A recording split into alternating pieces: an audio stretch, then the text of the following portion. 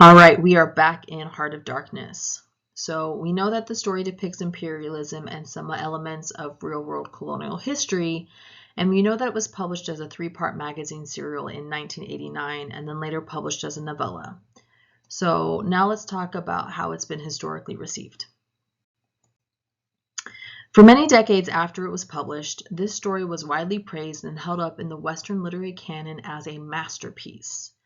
Not only that, but it was thought of within that canon as the book about Africa, the book about imperialism, and it was this great artistic condemnation of colonialism.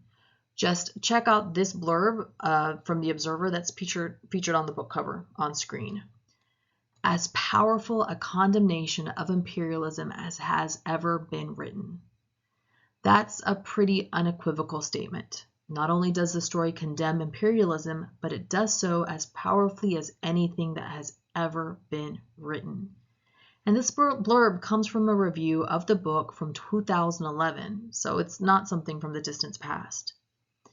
As you'll see, Conrad's central character, Marlowe, does make several anti-colonial statements in the novella, but whether the writing in its totality is actually against imperialism is a debate that has continued for a good long while. Take, for example, this passage from the story's opening pages. The conquest of the earth, which mostly means the taking it away from those who have a different complexion or slightly flatter noses than ourselves, is not a pretty thing when you look into it too much. Here we have one of the most quoted passages of the book.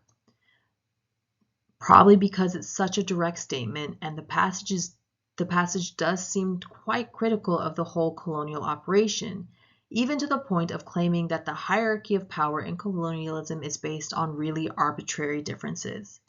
It takes the othering that's used by European powers as a justification for colonial takeover, and it says, yeah, but that otherness isn't based on meaningful differences. So if the story contains statements like this, how is there a debate about whether it's anti-colonial? Here we bring in a scholar and writer named Chinua Achebe. Sadly, he died in 2013. Achebe is Nigerian, and he is undoubtedly among the most influential and celebrated writers in the 20th century. He was also an outspoken critic of Joseph Conrad's writings. It should be added that Achebe was born in 1930 and Conrad died in 1924, so there wasn't any overlap and they were from different historical moments.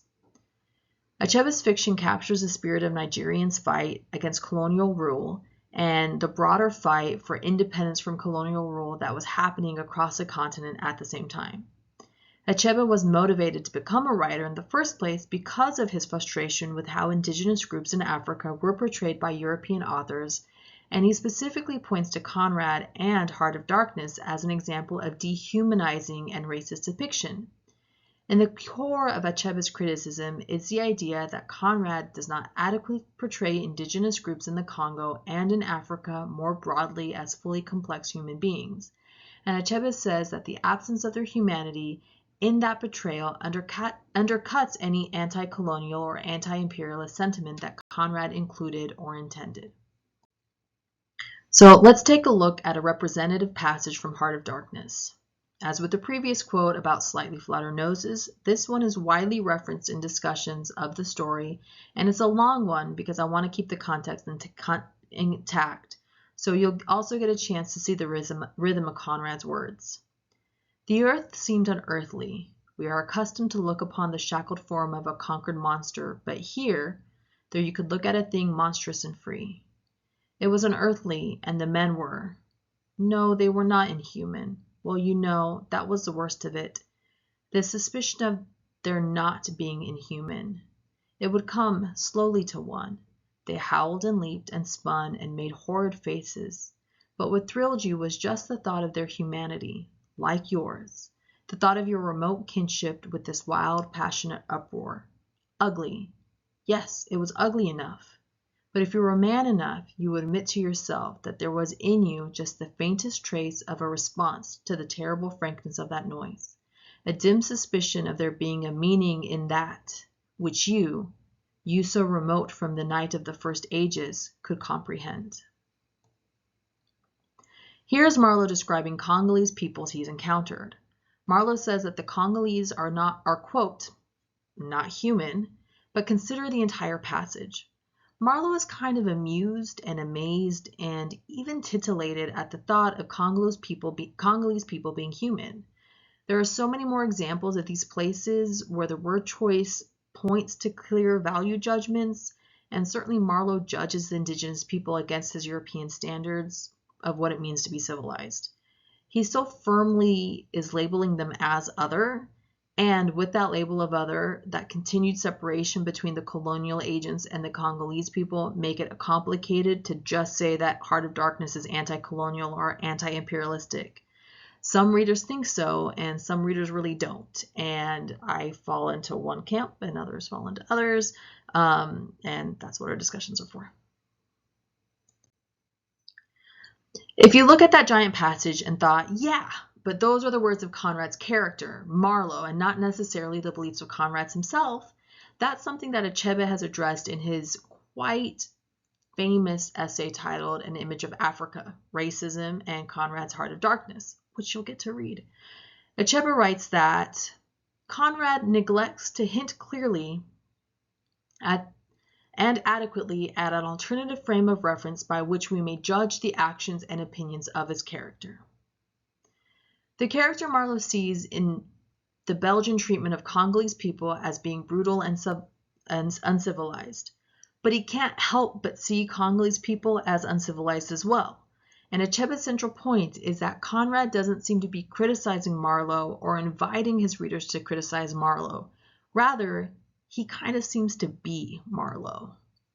So consider that perspective on the story as you're reading this yourself.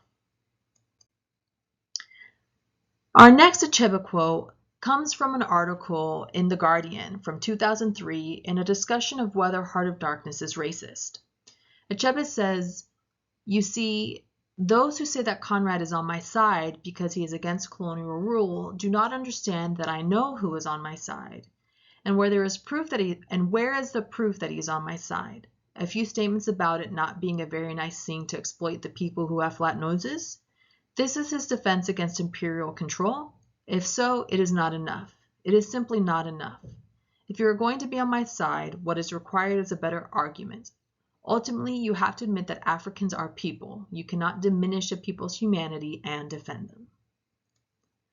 With this broader context for Achebe's words, it is important to remember that in the literary community, like for 100 years, The Heart of Darkness has been held up as a masterpiece.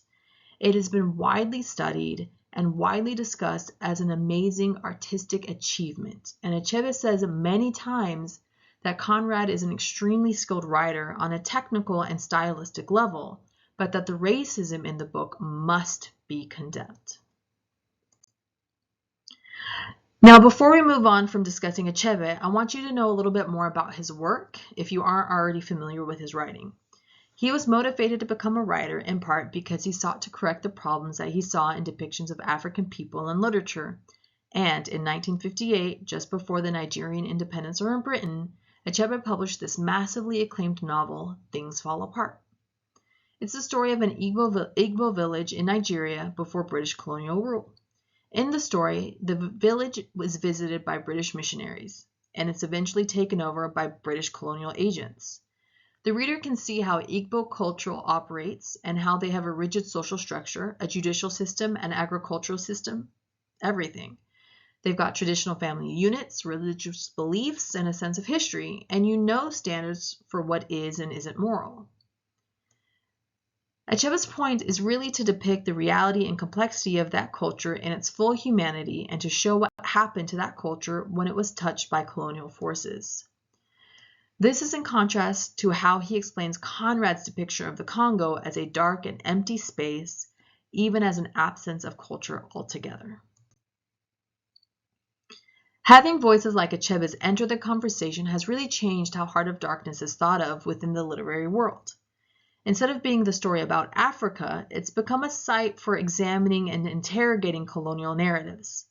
So, toward that goal, here are some questions to consider while you're reading. What does Marlowe specifically criticize or condemn in The Company? And thinking about that, Marlowe has a lot to say about the company's operations and attitudes of the company agents, but what is he specifically critical of? What's behind Marlowe's admiration of Kurtz? We'll see that Kurtz is the most extreme of the company agents, so why does Marlowe come to admire him? And why is Marlowe telling the story in the first place? What is he trying to accomplish by recounting these memories? And we have a lot of citations this week, references this week, and always a grand thank you to Miss Karen Kaiser.